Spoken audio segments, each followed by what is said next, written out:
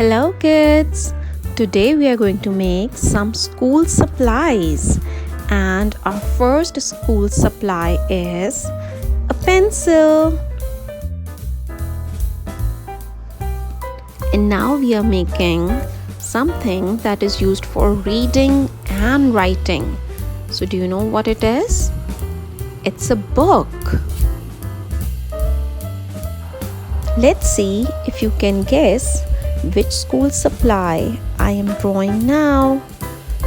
Keep watching. Yes, it's an eraser. Do you know that it is used for calculating the numbers, for adding and subtracting, and it has got buttons on it? So yes, it's a calculator. This particular asset is used to make our pencil look sharp. It's a sharpener.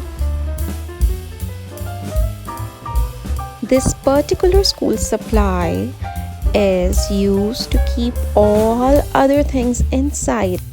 So can you guess which school supply is this? True, it's a bag.